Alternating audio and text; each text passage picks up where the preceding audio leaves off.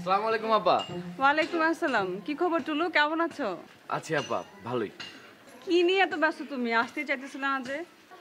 আজকে হুট করে আমার বড় আপার বিয়ে হয়ে যাচ্ছে তো, অনুষ্ঠান হচ্ছে না, তেমন কিছুই না, কিন্তু নতুন জামাই আজকে প্রথম বাসায় ভাত খাবে। তাহলে তো ঝামেলারই কথা। আমি বাজারে যাচ্ছিলাম, আপনি তখন হুট করে কল দিলেন। বাজার সদাই তো আমাকেই করতে হবে, দেরি করলে তো খেপে যাবে সবাই।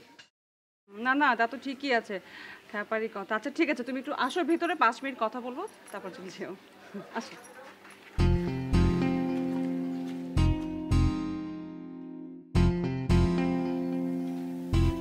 আসো, বসো। কি খাবা বলো? না আপা, আজকে আর খাবো না, খেতে গেলে দেরি হয়ে যাবে। তা ঠিক, তোমাকে আজকে দেরি করানো একদম ঠিক হবে না। কিভাবে বলি কথাটা? আমরা 2 বোন থাকি এ বাসায়, কোনো পুরুষ মানুষ থাকে না। অনেকেই আমাদের অসহায় ভাবতে পারে, মনে করতে পারে এদের সঙ্গে হয়তো যা খুশি তা করা যায়।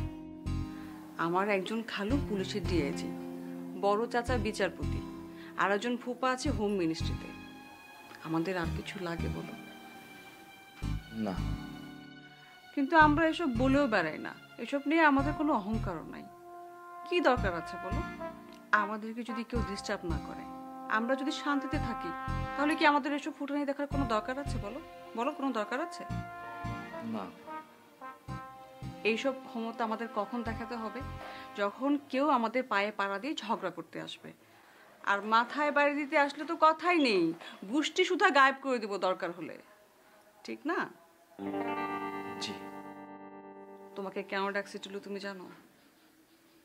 আমার বোনটাকে তো তুমি দেখছো, একদম ইনোসেন্ট, আবার বোকাও। একটা জানোয়ার ওর সরলতার সুযোগ নিয়ে ওকে পটায় ফেলছে। ও এতটাই সরল, আমাকে কিন্তু বাইরে থেকে কেউ কিছু জানায় নাই। ও নিজেই আমাকে বলছে, আপা আমি একটা প্রেম করি। প্রেম কি জিনিস এটা যদি ও বুঝতো, তাহলে কেউ কি আমাকে বলতো? না। বলতো না। কিন্তু এখন তোমাকে একটু হেল্প করতে হবে ভাই। আমাকে কি করতে হবে আপা? রুমিকে তো কিছু বলতে পারতেছি না, ও তেমন কিছু বোঝেও না। বেশি শাসন করতে গেলে দেখা যাবে অভিমান করে ভাত খাওয়া বন্ধ করে দিচ্ছে।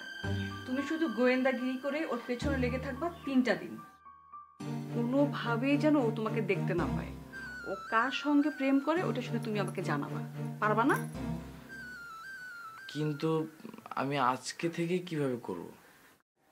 আরে আমি যে তোমাকে আজকেই লেগে পড়তে বলছি না, তুমি তোমার পারিবারিক ঝামেলাটা শেষ করো, তারপর সেটা নাম কি করে, কোথায় থাকে, বাসার ঠিকানাটা বের করে দিবা। আর কিছু করতে হবে না, আমার সব কিছু ঠিক করা আছে। ওই ছেলের ঠিকানা পাওয়ার সঙ্গে সঙ্গে ওর 14 গোষ্ঠীর ঠিকানা হবে কেরানীগঞ্জের কেন্দ্রীয় কারাগারে। তুমি কিচ্ছু জানতে পারবে না, বুঝছো কি বলছি? জি, আমার আগে বাসার ঝামেলাটা শেষ হোক, তারপর আমি আপনার সাথে কথা বলেই শুরু করব। আচ্ছা। এখন যাই। আরে একদম খালি মুখে যাওয়া কি ঠিক হবে? আরেকদিন খাবো। আচ্ছা। ওয়ালটন এয়ার কন্ডিশনার এক্সচেঞ্জ অফারে স্প্লিট এসিতে 23,000 টাকা পর্যন্ত নিশ্চিত ছাড়।